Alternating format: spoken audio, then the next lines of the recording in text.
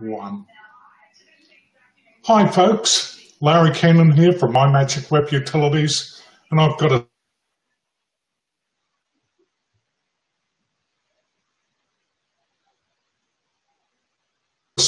I'm just waiting to unfreeze from hideoushealthhabits.com.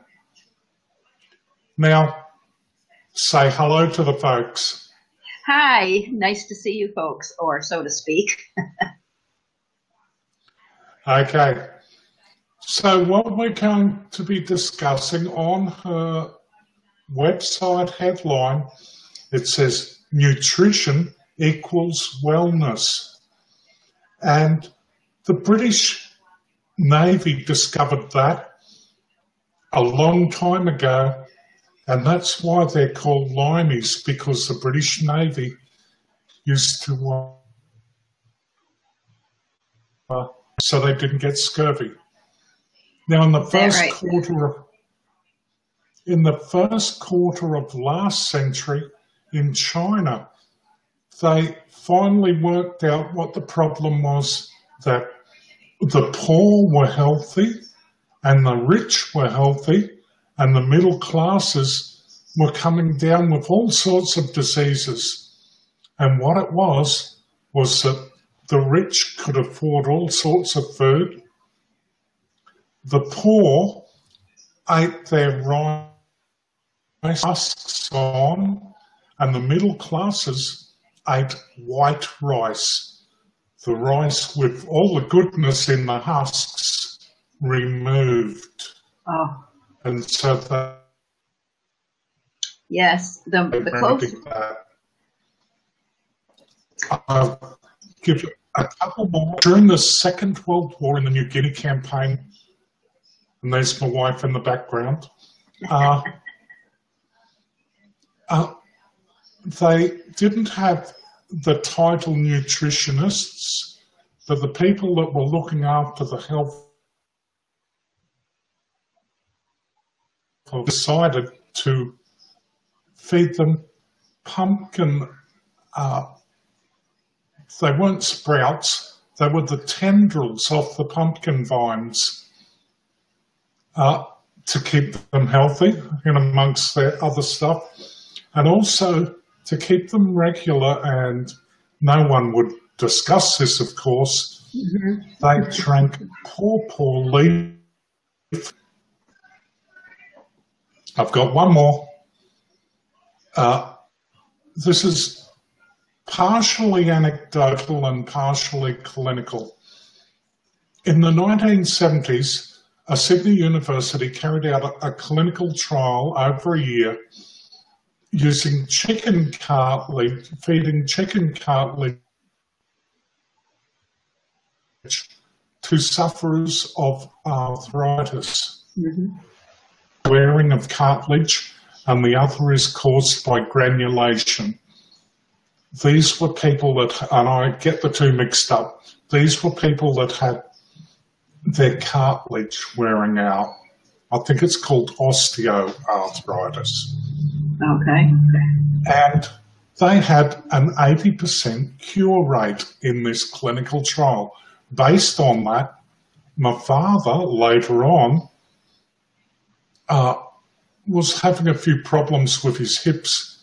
And so he started taking gelatin. That's not chicken cartilage, but it's still cartilage. Mm-hmm. And a teaspoon every morning along with his fruit juice. I've tasted it. It's rather gludgy. It's not a most pleasant experience. About 6 months later, he went to his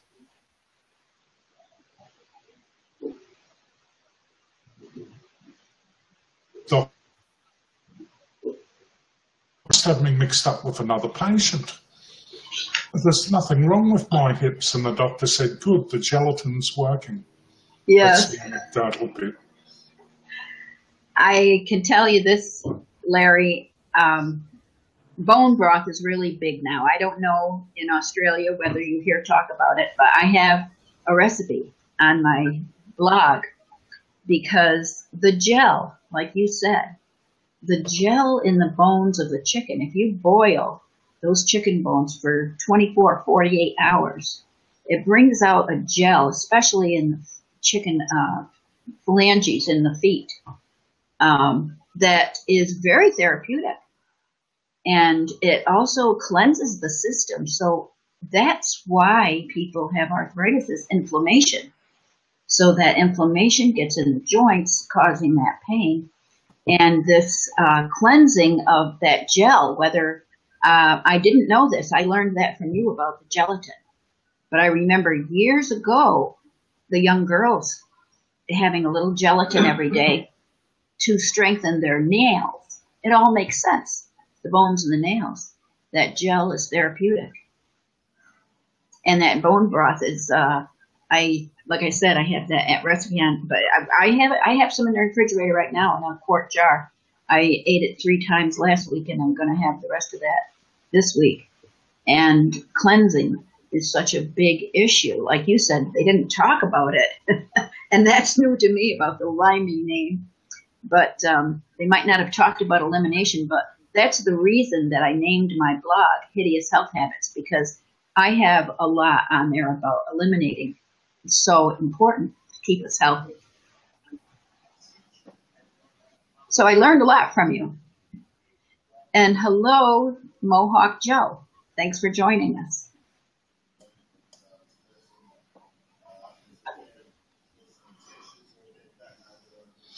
Okay, so I believe you've got a few ideas on eye care. Would you care to expand on those? Yes, I would. I have found this to be very helpful for myself. I found this idea in one of Jordan Rubin's books called The Great Physician's Prescription for Health and Wellness. And he's got loads of ideas in there. But his advanced cleansing ideas cover a lot more than this. But I want to focus on the eyes tonight because you and I are probably on the computer, along with all of our internet marketing friends and writers. We spend a lot of time in front of the screens. So there's 2 things I want to talk about. One is the advanced cleansing, and 2 is the lights that we expose ourselves to and the hours that we do that. But we'll start with the cleansing, and that is, he suggests, and I've been doing this for almost a year now, and I'm going to say this carefully because I don't want anybody saying I claim that this will heal cataracts. But for me personally, since I started doing this, I have been able to drive at night and not see those big glowing circles around everybody's headlights. So it's been a healing thing for me. I don't know about the rest of you. Try it. But what we do is my husband and I both take a large basin and fill it with the warmest water you can stand and 3 tablespoons, anywhere from 1 to 3 tablespoons of just table salt. And then we stick our face in there and blink our eyes. Now stir the water up with the salt to dissolve the salt.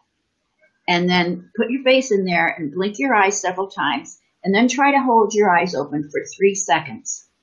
And then just take your face out and dry with a towel, and you've cleansed your eyes. I have a few other ideas about washing your eyes with your eyelids, actually. If you just stand looking straight ahead and blink your eyes 10 times, then keep your head straight, turn your eyes looking to the right, and do the same 10 times, then to the left, up and down, blinking 10 times each time. That's an easy cleanse that you can do right at the office or out in public, waiting in line someplace. And your eyelids form, as you blink, it forms a little fluid that gives a gentle wash to your eyes. And then I call the other one with the bowl of water the advanced cleansing. But there are things we can do to protect our eyes too. Our eyes, the retinas, have something in them called actually, all of our cells, I think, have mitochondria. Mitochondria are cells within a cell.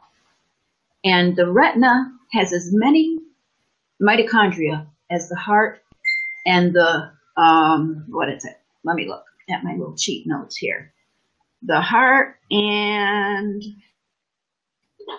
one other large organ, brain. The heart and the brain and the mitochondria have the same number of mitochondria.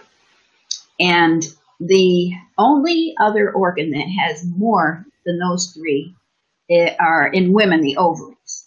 And they have about 10 times as many. But it's very important if it has that much cell activity. Very important to take care of our eyes. I started having a little trouble with my retina just recently. And I just got right off the computer. I took a couple of days away from the computer and let my eyes rest because I started seeing those floaters, I think they call them. Well, the last time that happened, seriously, the doctor told me that the retina might be trying to detach. So our eyes need rest, but they also need protection from the lights in our devices. Now, you might know this, Larry.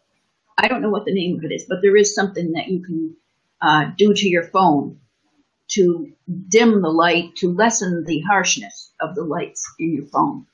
I know my husband's got it on his phone, but we didn't know the name of it. But that's a great way to protect, too. You know, we go out in the sun and we put sunglasses on to protect our eyes when actually the sun is so good for us. It has the best kind of light. It has red light. Red lights are the only thing we really should use at night. And actually, there is a man who has created glasses called True Dark glasses. His name is Dave Asprey. And that he'll use those True Dark glasses if he's doing a webinar or something at night, or if he's speaking in person someplace and he has to look at the lights on whatever device he's using to present his material.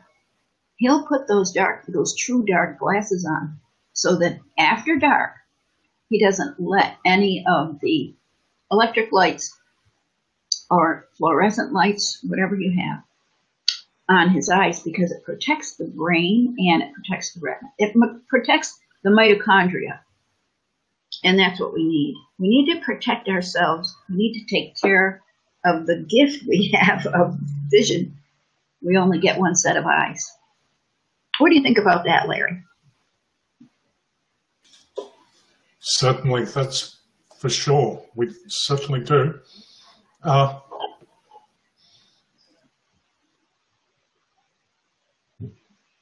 You think you would ever try that water basin thing to cleanse your eyes?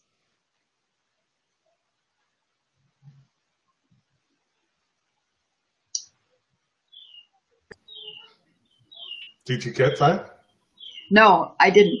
You froze up on me. Oh, okay. So you've got a few ideas on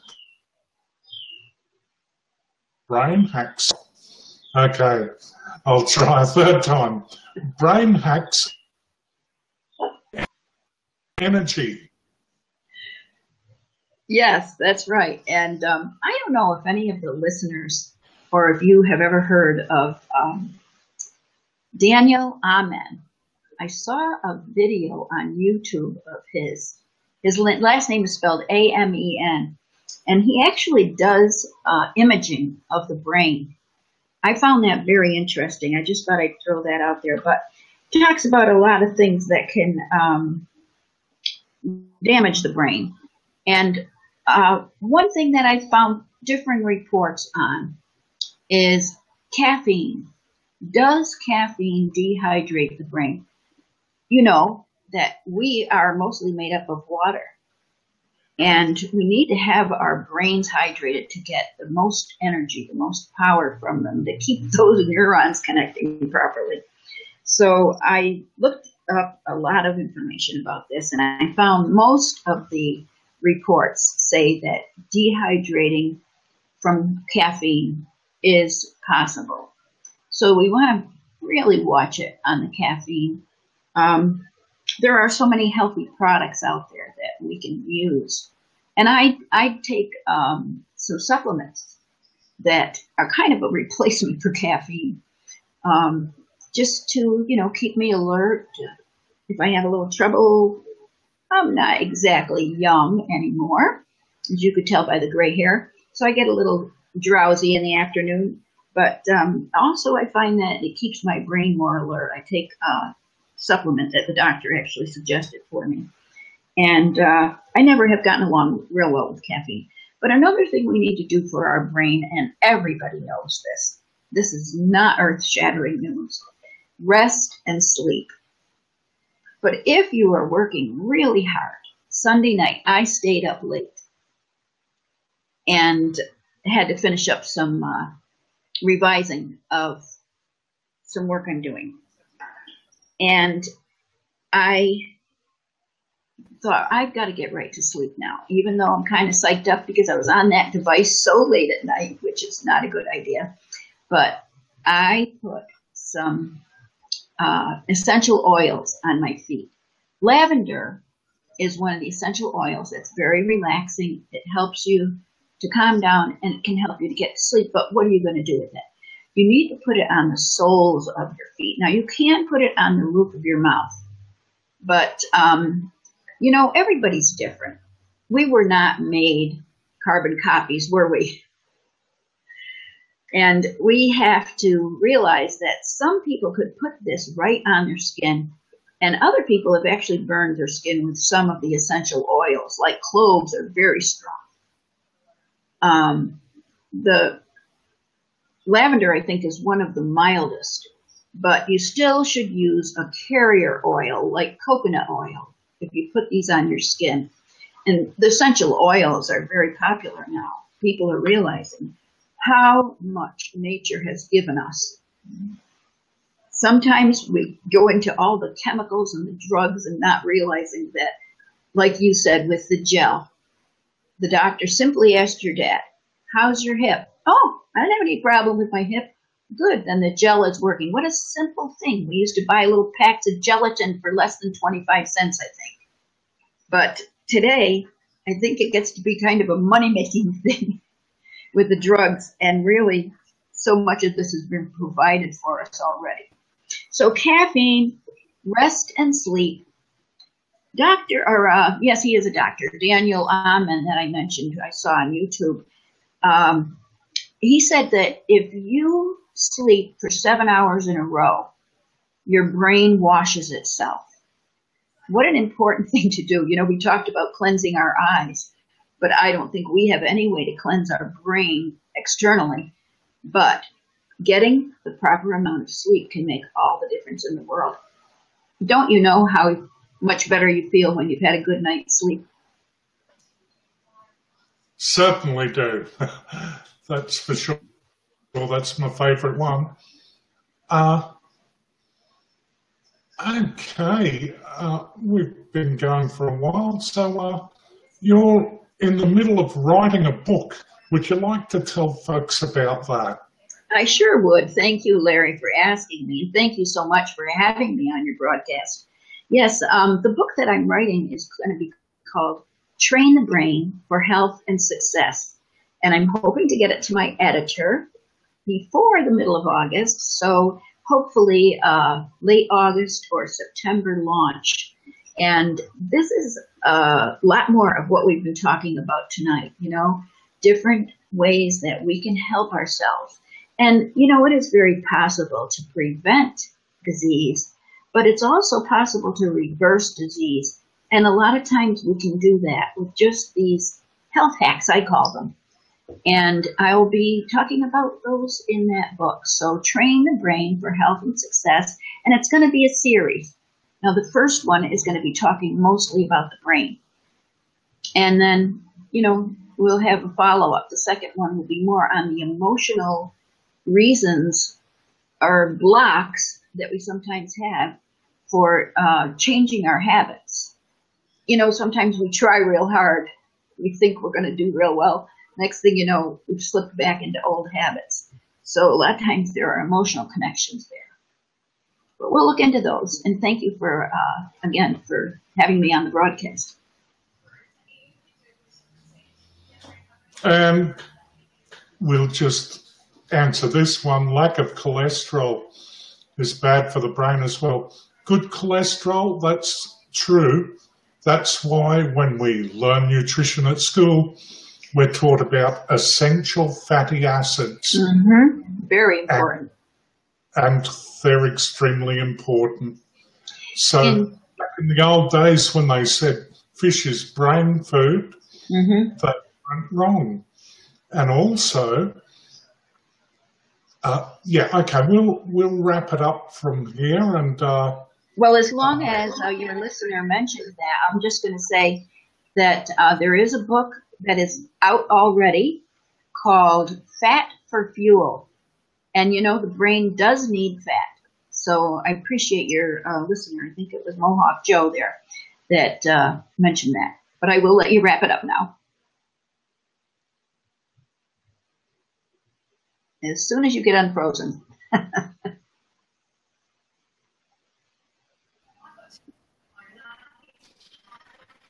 Okay, thank you very much for being on the broadcast. Thank you. Facebook Live I've ever done. And we'll see everyone in a later broadcast. Bye now. Bye now.